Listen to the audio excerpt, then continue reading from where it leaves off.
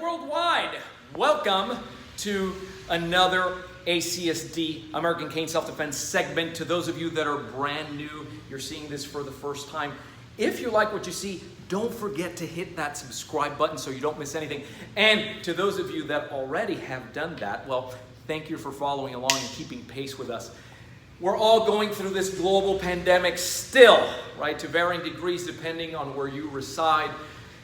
One of the things that we have been able to do overall is we've demonstrated, right, as a people, a tremendous ability to adapt. Part of that is that we've embraced the technology, right? It's a good thing. Look at this. We're able to bring this to you because of the technology. However, with that also comes the ability also to give away your right and your privilege to move. You subsidize movement, right? So we become more sedentary. So if you find yourself these days working a lot behind a computer or whatever it is that you're doing, you're more sedentary than you normally would be, then I want to show you today what it is that you can do with that cane. And instructors, pay attention, because if you can communicate this and have your audience, if you can take your audience through this and demonstrate to them that the movements don't have to be really elaborate,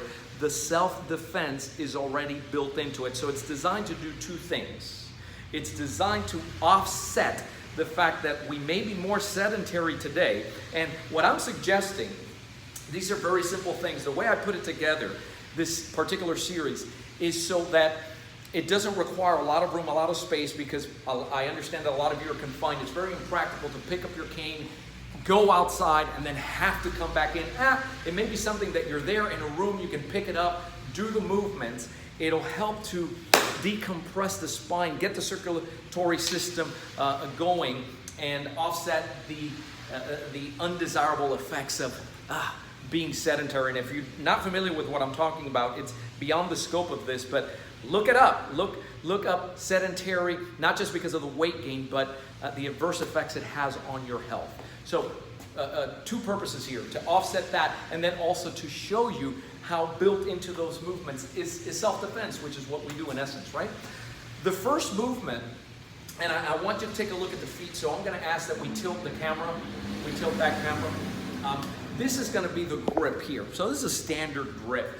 And if they're able to do this, look at the transitioning, right? If you're able to do this, it's just stepping. That's it. No. Let's bring it back up, right? That, I just want you to see what the feet are doing, because the foot movement, if you're 12 o'clock, it's typically going to be to either 1 or 11, because you're never coming straight, right, head to head in here. But if you can do that, why and how does this extend into anything having to do with self-defense? Well, if I take this reverse grip, and by the way, there is no wrong way to hold that cane. This is not the wrong way. This is called a reverse grip. This is a standard grip. The only thing that could be wrong is the way you're carrying your cane, which shouldn't be this way, right? The tip should be making contact with the floor.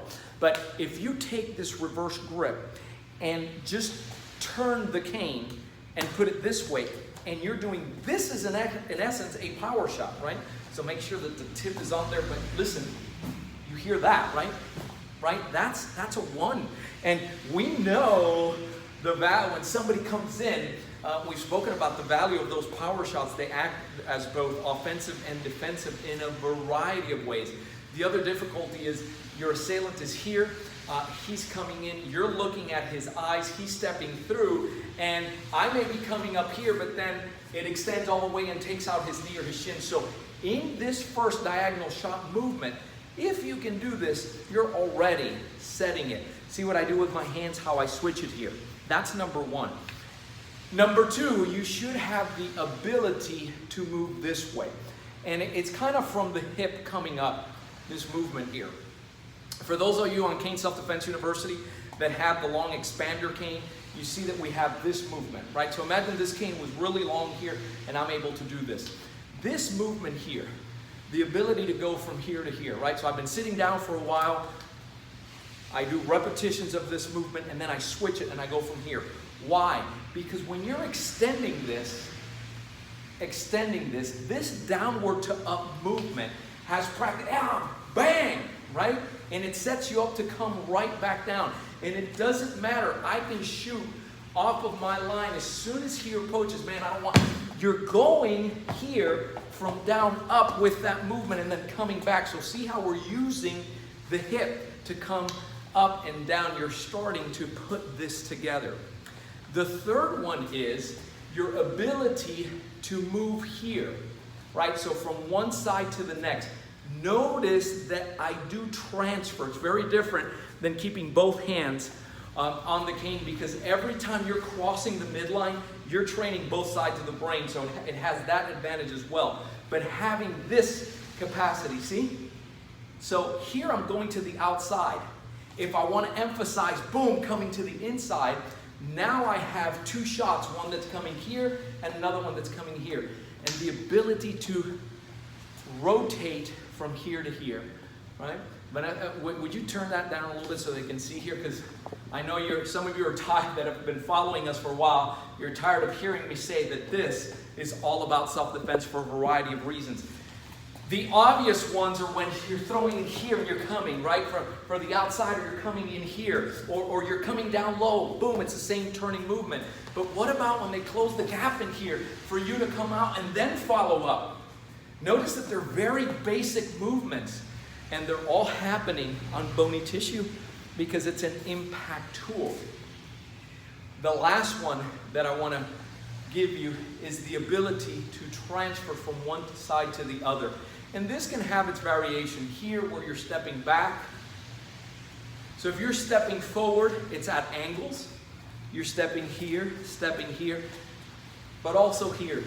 And the reason I'm doing it very specifically towards the midline is so that it's economical, right? Because in essence, it's the same movement, right? And sets you up. So a shot, a grab, two-handed grab coming in here, boom, there's the first one, there's the second one, right? So this has application, again, in breaking down. You're going from up, down. Oh boy, see the checking, right? And then it's up to you, only you know where it warrants to go up here or come down low and take that out. Right? We're always in favor of incapacitating so that we can get to a safe place rather than escalating our response if at all possible. But don't miss this. Think about this for a second. Again, you've been sedentary. You're looking at the clock saying, man, before I know it, I've been sitting down for 2 hours straight. Some of you do this for a longer period of time. Put your canes where it's practical, right? Maybe in your 10 and 2 field of vision. Maybe set a timer. I think it's that important. You pick it up, and if you link these together, look at the repetitions here, right? Look at how you can go, right, in flow, whether it be one hand transferring or both hands.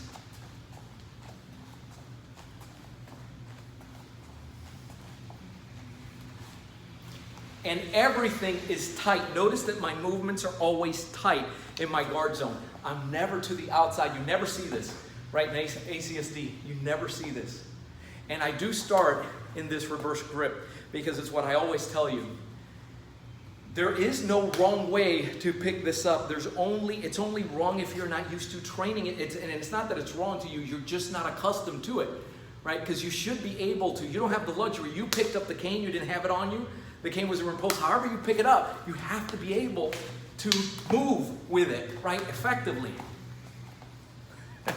Okay, so it's a fraction of the potential in what we do with our curriculums. And speaking of curriculums, you're watching this, you like it, it makes sense. You say, this is something that I can start applying. Our curriculums are all about practicality, functionality, and being able to apply now. We can sit here and talk all day long. You can see me demonstrate this.